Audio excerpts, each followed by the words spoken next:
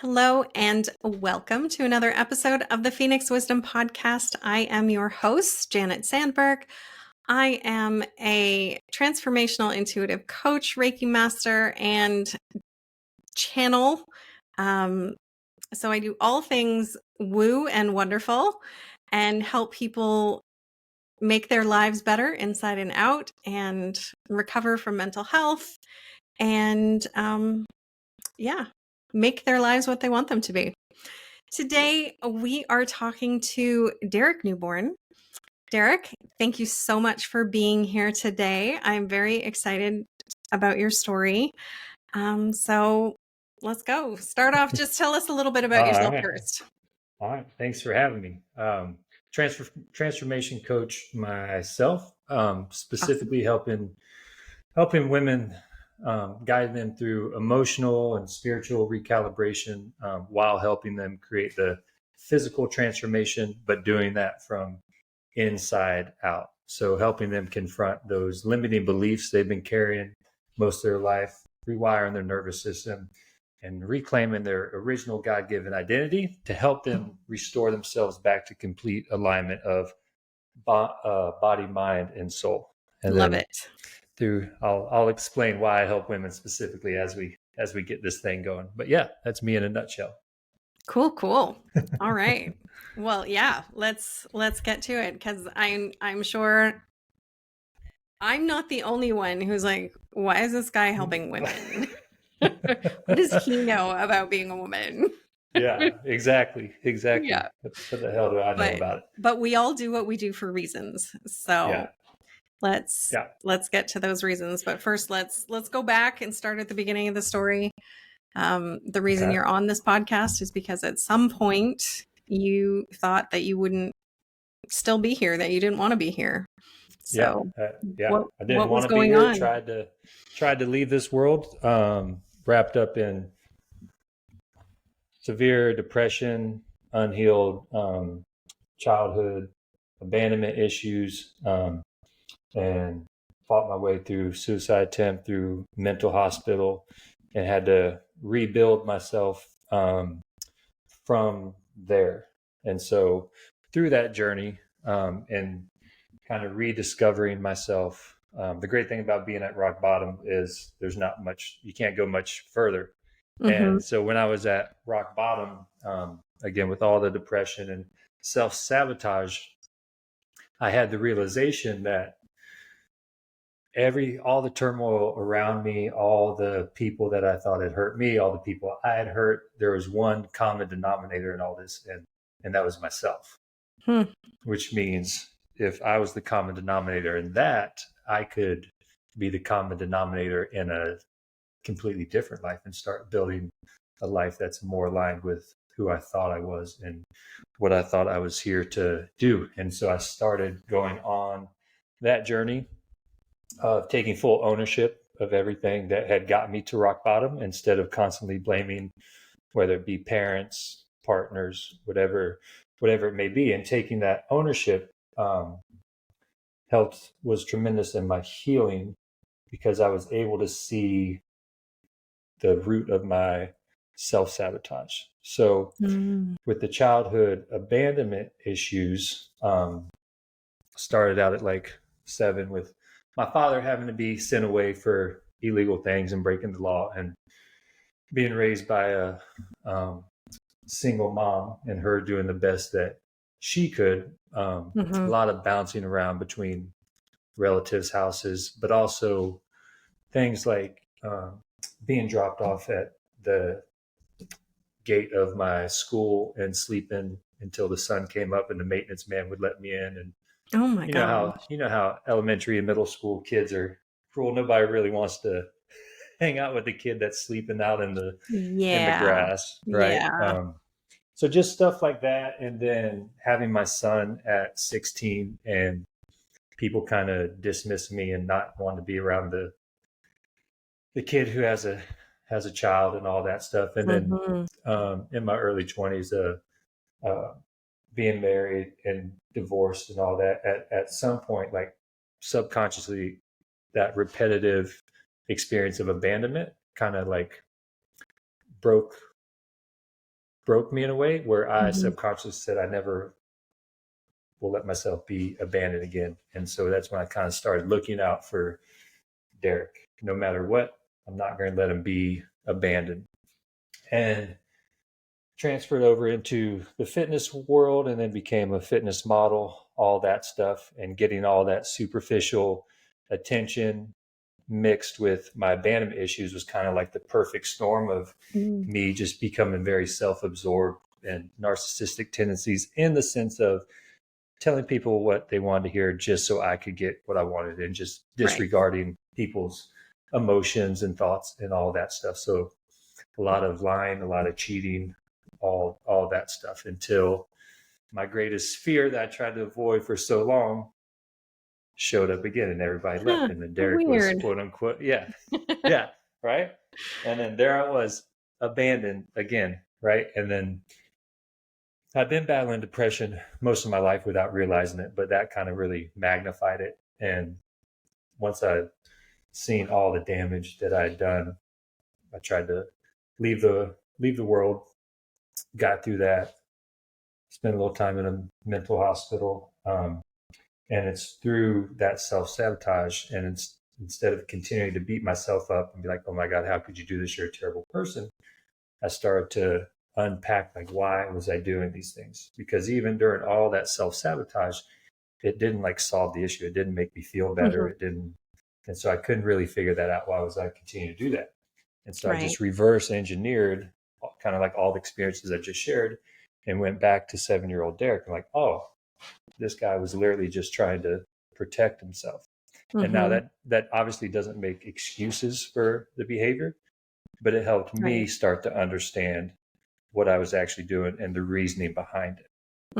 And then a lot of that pain that I caused was at the hands of my girlfriend, my family, and all that stuff. And so through the process that I used, I also started helping women through that same process that have experienced or been in relationships with the guy that I used to be. So I give them like a backstage access to, and help them understand that it really has nothing to do with them. There's something going on that person had long before they even met you. So it helps them kind of break free from stuff. And so that's how I got to the point of working with women directly.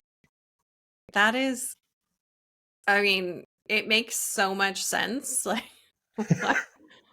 why have we never heard of people doing this before? But it makes so much sense. Like, I used to be the asshole, so let me help you. Yeah. Let me help you understand the asshole that you're dealing with. Yeah. And so, and it's just another way, like you said, there's not really too many people doing it. But one of the reasons I'm able to do it with such transparency and honesty is because I took all that ownership and stopped blaming other people. And so that allows me to show up in a super powerful way for them. There is so much to be said for that. And it's just the way you're telling your story. Like, it makes it sound so easy. You're just like, like, I just took ownership for it. And it's not as easy. How did you do that? Like, what happened? Like, what was that catalyst where you realized that you could take ownership and you were willing to? Yeah, because like I said, I was just trying to process everything, like the repeated behavior of like lying and cheating, it didn't solve anything. So it's kind of like, why am I doing this thing that just continues to hurt myself aside from hurting others? So like, that's not normal behavior. It's kind of something, there's clearly something there that I'm unaware of. And I kind of just got sick of like pointing fingers and blaming everybody else. Right. And it literally almost cost me my life by not taking ownership. So I was kind of at the point, either you're going to not be here or you can try this way. But if you don't try it, you already know what the other side looks like. And so that's what I was like, well, let me get on this. And the more I did, the more it started making more sense. And I don't want to say it like, it didn't take the pressure off, but I was able to start like putting things out on the table and then like addressing, right? Yeah. Why I felt that way. Of course I would feel that way based on these experiences, but there's no transformational value in me continuing to blame my father or high school or middle school or my ex-wife or whatever it may be. Because once I remove that, it's just me, and then I'm responsible, and I can create whatever from there. Yes. And yes, that is absolutely true. That is how it works. I'm just thinking of like other people that I've known in my life who are, they're still riding that blame game, right? Like they just perpetually, and they're so miserable. Like they blame everybody else for everything. And yes, they've been through some stuff. But they just continually blame everybody else for their misery, and they continue to choose to be miserable. And I'm like, but like, when are you going to realize that you can actually decide not to do that anymore, and that, you can take responsibility and make choices that will make you happier? But you can't make people do that. They need to come to that realization on their own. Yeah. The first thing I always tell anybody is like, you're not responsible for the things that happen to you, but you are responsible for what you do with them. Yes. Right. And it's kind of like, I always use like the story of like, if you meet a alcoholic and you're like, how'd you become an alcoholic? And they're like, my dad was an alcoholic. Of course I'm going to be an alcoholic. But if you go to another alcoholic, you're like, how'd you become an alcoholic? Or if you go to another guy and like, I've never had a drink in my life. And they'd be like, why is that? Like, because my father was an alcoholic, right? It's the same thing. You get to decide how you operate from that. And once people understand that, they can I can literally feel their spirit, like they can finally let go and understand, all right, by me taking ownership doesn't dismiss what transpired to me. Right. It doesn't remove the pain, doesn't remove the trauma. But I have this, and I have the ability and the freedom to do what I want with it. And that's the main thing, is giving that level of freedom back to those women. And then what do you see them do with that? They literally, it's almost like they become a child again, because the whole point is for me to get them back to the woman they were before that first point of trauma. Because we always have like some point of trauma as a child, and it doesn't have to be some great thing. It can be something very small, and then that pattern kind of builds. And so you get lost at the store and can't find your parents. Yeah. And so returning them back to that point, they literally reconnect with that inner child.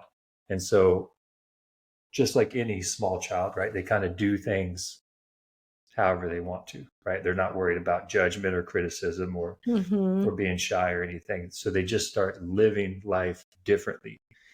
They start doing things they remember that they used to enjoy. Yes.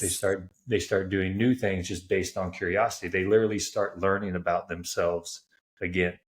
And by them kind of realigning, it allows the world around them to realign with them. So whereas before they might have had toxic relationships and stuff, but by them realigning, those people kind of naturally fade out, and that makes room for people that are also in alignment with them.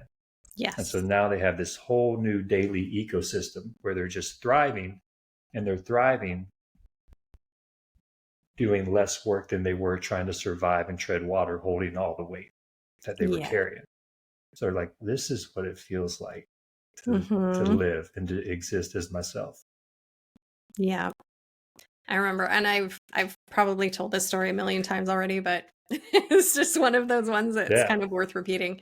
One of the first coaches that I worked with asked me one time, she says, well, what brings you joy?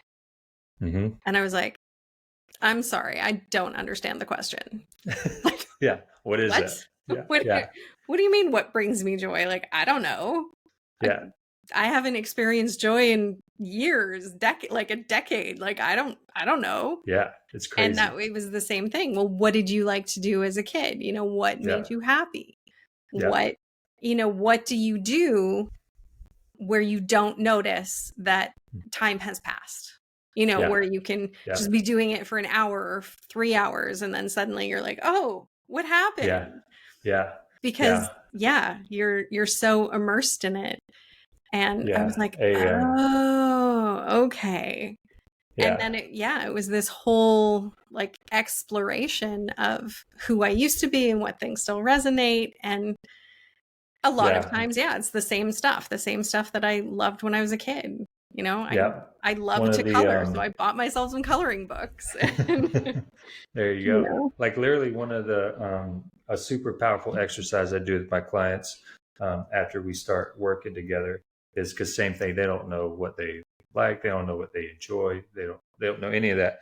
And so I'll literally tell them, so tomorrow morning when you wake up, little Susan or whoever, little Janet's going to be at your front door.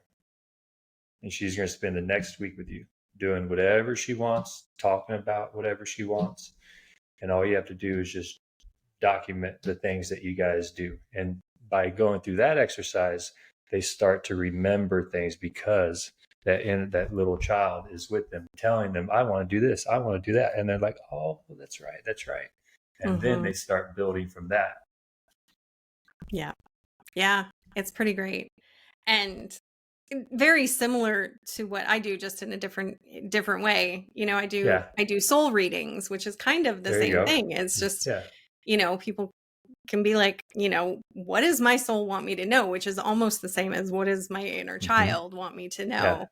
And we get through all of that stuff that's been built up from all the stuff that we've been through to just get to that purity. Yeah, it's the same. I also had to do it for myself. Back at rock bottom, coming out of rock bottom, I had so much like social anxiety, wouldn't leave my house, heavy tried to medicate myself as much as possible so I didn't have to be out. And then literally I just started entertaining little Derek, and that's how I started like being outside more, hanging around animals, listening to music, doing all those things. Literally I would have out loud conversations with little Derek about what we do, and that kind of like got the ball rolling because it felt right in my soul because I was doing something that came natural to me way before that first childhood trauma, and that kind of gives you something to grasp on instead of trying to figure out, like trying to find new things to do. Just allow yourself to go back to what you used to do. That stuff never leaves. Like you said, it's part of your soul. Your souls will tell you. Yeah, she will. How do you balance like adult responsibilities with what my child me wants me to do? Well, I gotta go work. But so when I wasn't working, like on the weekends or whatever it may be, I just spent time with little Derek because I didn't have, like, again, I didn't really have an option. I know if I ignored it, I would just go back down the same self-sabotage and all that stuff. And so a lot of it, yeah. So if I hang out with this guy, like I'm not going to be doing all those things with little Derek around. You know what I mean? Yeah. With little Derek around, I'm not going to talk to myself the same way I would if I was alone, right? I wouldn't say those things to little Derek. I wouldn't want him to hear those things. And so it kind of gave me like a little assistance. Like, bro, you can't do that. Little Derek's here. You know what I mean? Yeah. And so, but he also gave me insight as well, because I allowed him to ask me questions about things. So like if I was doing something, I could actually feel and hear him saying, why are you doing that? You know how kids are, like they ask a bunch of questions and stuff. And again, that helped. That was a huge part of my healing process because I was able to talk through it instead of me just isolating myself, reliving all the bad stuff. Yeah. I love that. Yeah. Why are you talking to yourself like that? Yeah, right. Like, Yeah. like what? Yeah. Yeah. Yeah. Yeah. And yes, and that's the trick, is catching yourself when you fall back into those behaviors, Yeah. the negative self-talk and the self-sabotage, and recognizing it at an early stage before you get really back into those habits. Yeah. Yeah. Because like there was a time span, no exaggeration. My whole kitchen was covered with sticky notes of bad things that I would say to myself. Every bad thing I could think of. And then when I did that exercise, I'm like, I can't have this stuff hanging up with Mm-hmm. Derek hanging out. Like it was just horrible things that I wrote and put on notes. And so it helped me eliminate a lot of things because I was putting my energy into something else. Hmm. Very cool. Yeah. I also love that, you and I kind of do the same thing, but Yeah. in very different ways. Yeah. I love it. But it's so cool. And, I always, when clients ask, well, what is about what you do that makes you different from what somebody else does? And I'm like, well, you know, we're all making chocolate chip cookies, Yeah. Yeah. but if you go online, you're going to find 100,000 recipes for chocolate chip cookies. Yep. And Yeah. each one is going to taste a little bit different. Some use like mini chocolate chips and some use chocolate chunks. And, Yeah. there's all sorts of variations in amounts of ingredients, but you still end up with a chocolate chip cookie. And, Yeah. all of us are helping people get to where they want to be and where they need to be to live Yeah. their best lives. We just do Yeah. it in slightly different ways. Yeah. I mean, I literally, before I found my process, I was traveling all over, everything from like couples retreats. I would just go solo to like kind of like church weekend retreats to Mm-hmm. all kinds of things. And some of them didn't work at all. But even the ones that didn't work, it at least gave me to understand, okay, that's not That's not for beneficial to me. me. That's Yeah. not what helped. But either way, it was progress. Right. Yeah. So like you might make your chocolate chip cookies and they come out wrong, or you realize there's a missing ingredient, Mm-hmm. but you just start making more chocolate chip cookies. Yeah. All Or right. So I it's don't not like like, white chocolate chips in my chocolate chip cookies. yeah, I want semi-sweet or milk chocolate. yeah. But either way, you're getting better at making cookies. Yeah. And so Yeah, that's, I exactly. always want people to know it's not like you're not going to nail it the first time. It's a process. Oh, And as absolutely. long as you're continuing to lean in, Yeah. you'll get there. Yeah. You'll get there. And everything is worth doing. Even if it, like you said, if it doesn't work, then you know what's not for you. Yeah. And Yeah. then, try something else. Yeah. Yeah. I think the key is like everybody gets wrapped up in like, oh my God, I got to become somebody new, or I got to start doing things new. And like my process is a removal process. So you're not having to become a new woman. You're not having to learn anything new. You're just going to start removing the things that were never yours to carry, the things that have been holding you back. Yes. It's a more less overwhelmed and less burdened. Mm-hmm. Because most women, they're like, they're middle aged, like, oh my God, I got to do all this. I feel like I'm Mm-hmm. starting over. When really we're just taking like off the mask and costumes. Like you're already there. You just Yeah. got to move. We just got to move some stuff around. Yeah. Yeah. Yeah. And you feel a lot stronger when you don't have as much to carry. Yeah, lighter, literally lighter. Yeah. Yeah. All right. So, what would you tell somebody who was feeling like they didn't want to be here anymore?